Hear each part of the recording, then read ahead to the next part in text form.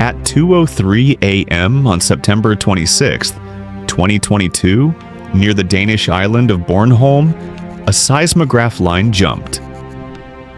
Under the Baltic Sea, a pipe built to carry Russian gas into Germany had just become a crime scene. Nobody on the surface saw the blast. They only saw the sea begin to boil. This is how the Nord Stream attack unfolded. Nord Stream was not one pipeline, it was a system. 4 steel tubes, 2 under Nord Stream 1, 2 under Nord Stream 2.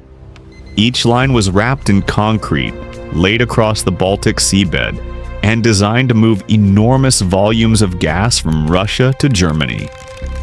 Together, the network could carry up to 110 billion cubic meters a year. It was not just infrastructure. It was a political argument made out of steel. For years, the argument worked. Germany needed gas. Russia had gas.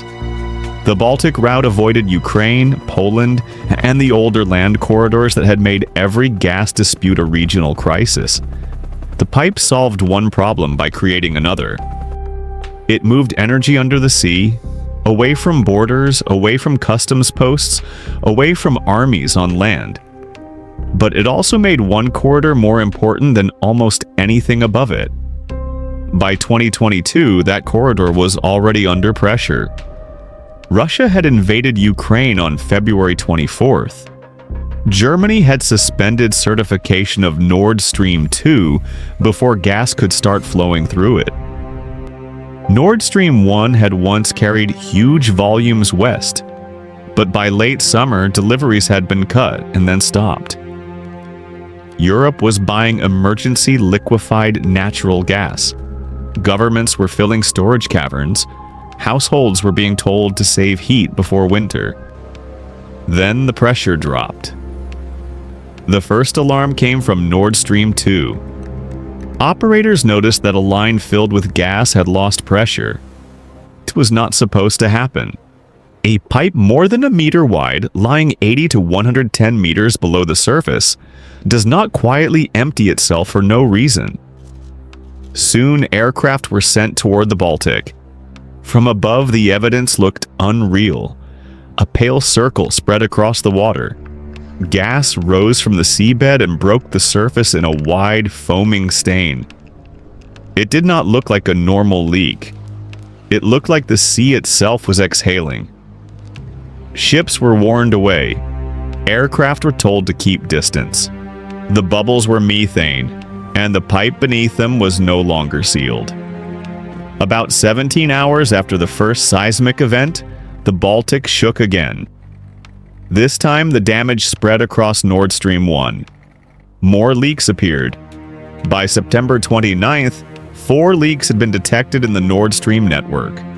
3 of the 4 pipeline strings were damaged. Only one line of Nord Stream 2 remained intact.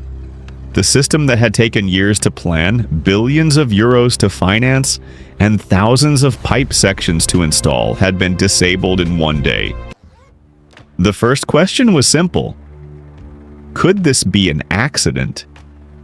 The answer became harder to sustain by the hour. These were not thin pipes in shallow mud. They were industrial objects built to survive pressure, corrosion, anchors, currents, and decades of use. The damage occurred in separate locations. Seismic stations had recorded blasts. Sweden later reported explosive residue near the sites. Denmark and Sweden both treated the incident as deliberate sabotage. But sabotage is a mechanism, not an answer. It says how something happened. It does not say who ordered it, who paid for it, who carried it out, or why the timing mattered. In the first days, every theory had a political purpose. Russia accused Western actors.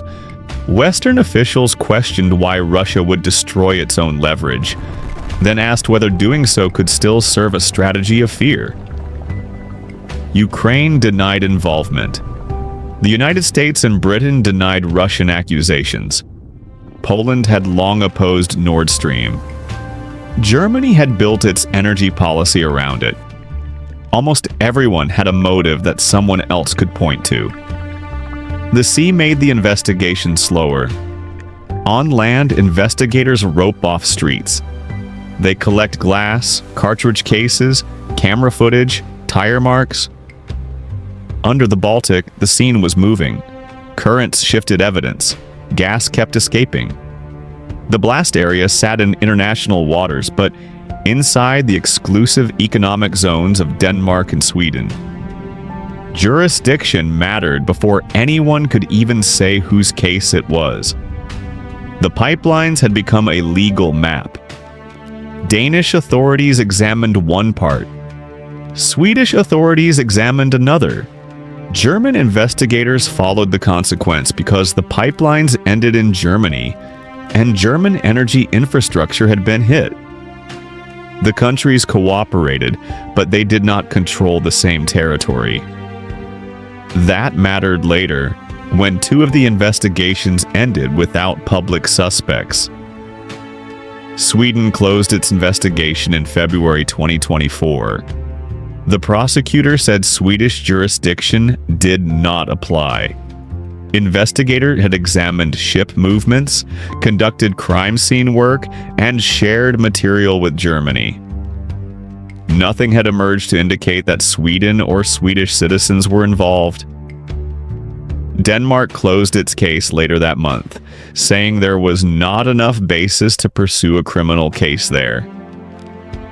Germany kept going. The German trail eventually focused on a yacht. Its name was Andromeda. According to reports and German allegations, Andromeda was a rented sailing vessel that left the German port of Rostock in September 2022. The theory was almost too small for the scale of the damage. Not a navy, not a submarine fleet, not a giant industrial vessel. A sailing yacht, a crew, divers, explosives. A route through small Baltic ports before the blasts. That is what made the allegation so disturbing. Critical infrastructure is usually defended against states. It is protected with maps, patrols, diplomacy, intelligence warnings, and military language. But the suspected tool in the Nord Stream case was ordinary enough to disappear among marinas and summer traffic. A yacht can look harmless until someone asks what it carried, where it stopped, and why the records do not line up. German investigators reportedly found traces linked to explosives on the yacht. They examined rental documents. They followed passengers, phone data, border crossings, and diving credentials. The public version remained incomplete. The legal version moved slowly, but the center of gravity shifted away from abstract geopolitical accusation and toward a small group of alleged operators. Then came the arrests and warrants. German prosecutors identified suspects under privacy rules, not full public names. One Ukrainian man, Serhiy K., was arrested in Italy in August 2025 and later transferred to Germany. Prosecutors accused him of belonging to a group that placed explosive devices on the pipelines near Bornholm. He denied involvement. His lawyer said he expected an acquittal at trial. Another Ukrainian suspect, Volodymyr Z., was detained in Poland on a German warrant, but a Polish court refused to extradite him and ordered his release. Now the case was no longer just about who blew up a pipe. It was about what kind of act this was. Germany treated it as a grave crime against critical infrastructure. Polish proceedings raised the question of whether an act against Russian-linked energy infrastructure during Russia's war on Ukraine could be treated differently. Courts began to wrestle with jurisdiction, immunity, wartime context, and the basic fact that the pipelines were underwater, multinational, privately financed, politically explosive, and physically connected to Germany. The law was trying to catch up with the seabed. The attack also changed how Europe saw its own infrastructure. Before Nord Stream, undersea systems were mostly invisible.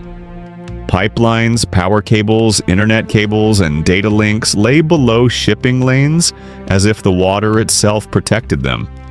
After Nord Stream, the map looked different. The sea was no longer empty space between countries. It was a crowded machine room with no walls. The environmental damage was also larger than it first seemed. The leaking gas was methane. Later scientific analysis coordinated by the United Nations Environment Program estimated that hundreds of thousands of tons escaped, making it one of the largest human-caused methane releases ever recorded. The strange white circles on the Baltic were not just evidence of sabotage, they were a climate event unfolding in real time. And yet, the most important consequence was political. Nord Stream had already been halted as an energy route. The explosions made that halt physical. They turned a suspended project into wreckage. They hardened Europe's shift away from Russian gas. They gave every government a new reason to inspect ports, patrol cables, and rethink the quiet dependence built into the ocean floor. But the remaining pipe matters. One string of Nord Stream 2 was not destroyed. Russia has repeatedly suggested it could still carry gas if Germany agreed and sanctions were addressed. Germany has shown no appetite for that return while the war continues. Still, the fact remains. The attack did not erase the network completely. It left a piece of it in place. That surviving line is why the story does not end at the blast site. It continues in court files, it continues in extradition fights, it continues in intelligence leaks no government fully confirms. It continues in the space between what prosecutors allege and what a trial can prove. Most of all, it continues in the question that has followed the bubble since the first morning. Was Nord Stream destroyed to end an era, or to leave Europe afraid of the next one? The Baltic is calm again. The water closed over the pipes, the foam vanished. But beneath it, one line is still there.